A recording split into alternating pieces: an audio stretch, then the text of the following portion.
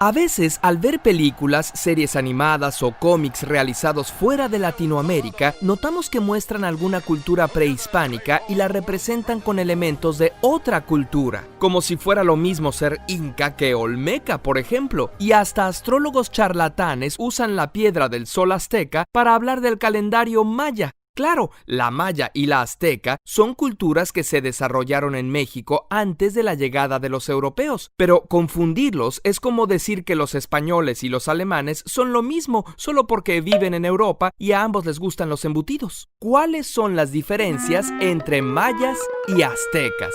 Primero que nada, la ubicación. Mientras que los mayas se establecieron en lo que hoy es el sureste de México, Guatemala, Honduras y El Salvador, el imperio llamado azteca abarcó del Golfo al centro de México, desde luego con una zona de traslape entre ambas culturas. Además, cuando los aztecas llegaron a su mayor expansión por el año 1300, la civilización maya ya había pasado su periodo clásico 400 años antes. Las primeras ciudades mayas se fundaron por el año 750 a.C., al mismo tiempo que se fundaba Roma, y las últimas fueron abandonadas por el año 950 después de Cristo, cuando Europa estaba en plena Edad Media. Los aztecas, llamados más propiamente mexicas, fundaron su imperio en el siglo XIV, cuando los Médici se volvían de las casas más poderosas de Europa, y duró hasta 1521 con la llegada de los españoles. La lengua de los mayas está emparentada con las de Centro y Sudamérica. Entre sus dioses están Chac, el dios de la lluvia, y Cuculcán, la serpiente emplumada. Los mexicas, por su parte, provenían de las tribus del norte de México y sur de Estados Unidos.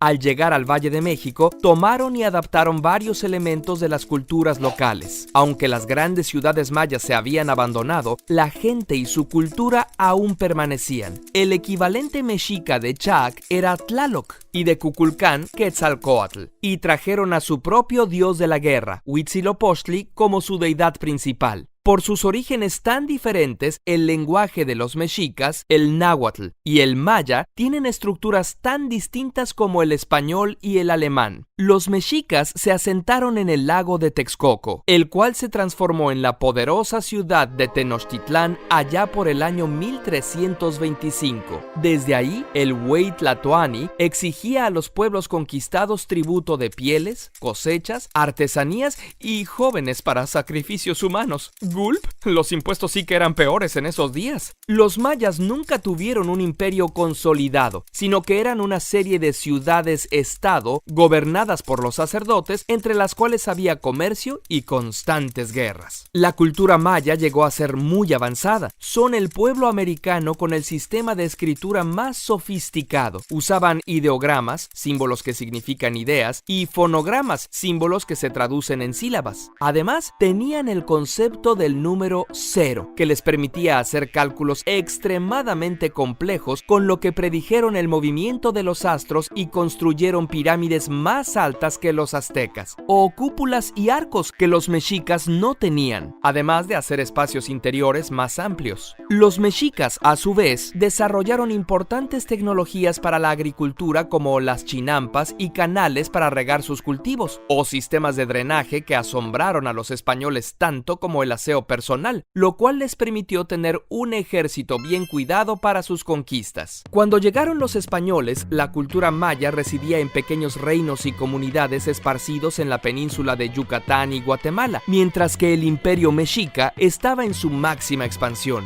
Con la ayuda de pueblos dominados por los mexicas y enfermedades que importaron, los europeos derrotaron al imperio azteca en pocos años, pero les tomó casi otros 100 conquistar a los pueblos mayas. Todavía en 1761, el maya Jacinto Canec lideró una rebelión indígena en Yucatán. De hecho, la herencia maya sigue viva en la actualidad. Los lacandones, zoques, tzotziles y tzeltales, entre muchos otros, aún hablan lengua maya y conservan sus tradiciones. En cuanto a los mexicas, tienen sus herederos en los pueblos nahuas que habitan el centro de México, y su lengua, el náhuatl, está presente en el español en cientos de palabras, como coyote, tomate y chocolate. Así que la próxima vez que veas una película que no distingue mayas y mexicas, recuerda, mexicas, pueblo guerrero que dominaba el centro de México cuando llegaron los españoles. Mayas, antigua civilización de Centroamérica con afinidad por las matemáticas y la astronomía. Ambos pueblos continúan vivos en su cultura